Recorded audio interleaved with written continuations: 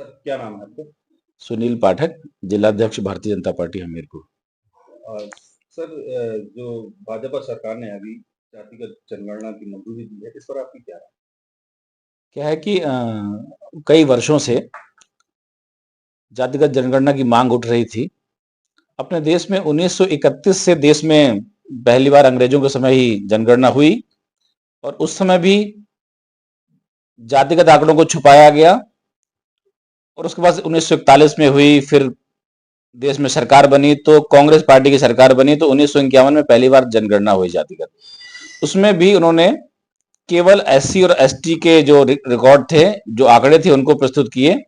पिछड़े वर्ग के आंकड़ों को कांग्रेस पार्टी ने छुपाया और वो हमेशा कहते हैं कि हम लोग पिछड़ों के हिमायती हैं, हम लोग मुस्लिमों के हिमायती हैं, लेकिन मुस्लिमों का, पिछड़े वर्ग के लोगों का उन्होंने रिकॉर्ड देश के सामने रखा नहीं। लगातार उसके बाद हर 10 वर्ष में जनगणना होती आई है। भारतीय जनता पार्टी सर्वजन हिताय, सर्वजन सुखाय, सबका साथ, सबका विकास, सबका विश्वास को लेकर काम करती है और पार्टी का जो शुरुआत से नारा रहा है दीनदयाल उपाध्याय जी के समय से कि अंत्योदय का हम विकास करना चाहते हैं। समाज का अंतिम व्यक्ति जिसके पास तक रोटी, कपड़ा और मकान नहीं पहुंचा है, उसको रोटी, कपड़ा और मकान सबसे पहले मिले।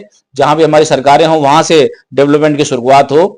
तभी मोदी जी ने सरकार बनने के बाद ही और पहली बार पार्लियामेंट से यही बोला कि ये देश, ये जो हमारी सरकार है वो गरीबों की सरकार है, पिछड़ों की सरकार है।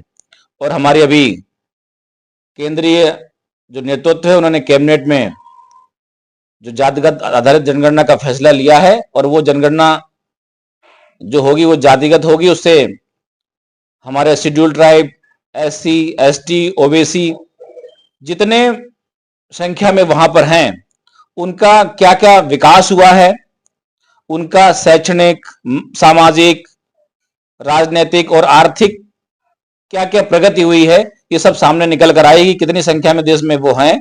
और जी जातिगत जनगणना मंजूरी होने के बाद चुनाव भी नजदीक आने वाले हैं, इस पर क्या असर दिखेगा इससे? देखिए, क्या चुनाव तो अपने देश में लोकतंत्र है, चुनाव होते ही रहते हैं और चुनाव, कभी इतना बड़ा देश है तो कभी उत्तर प्रदेश में, कभी बिहार में, कभी बंगाल में चुनाव होते ही रहते हैं। परंतु अभी इसका पूरा तैयारी इसकी चल रही है। उसका पूरा ड्राफ्ट जब सामने आएगा कि सरकार में और भी जो देश भर के जो विद्वान लोगों से राय ली जाएगी कि किस प्रकार इसमें जनगणना कराई जाएगी। वो चुनाव तो चलते ही रहते हैं, लेकिन फिर भी हम तो चाहते हैं, मोदी जी चाहते हैं कि इस देश में एक बार ही चुनाव हो, इसलिए वन नेशन वन इलेक्शन का भी बिल हम लोगों ने लोकसभा में और राज्यसभा में भी पास किया है। तो अब तो एक ही बार चुनाव ऐसा होगा आगे चल करके।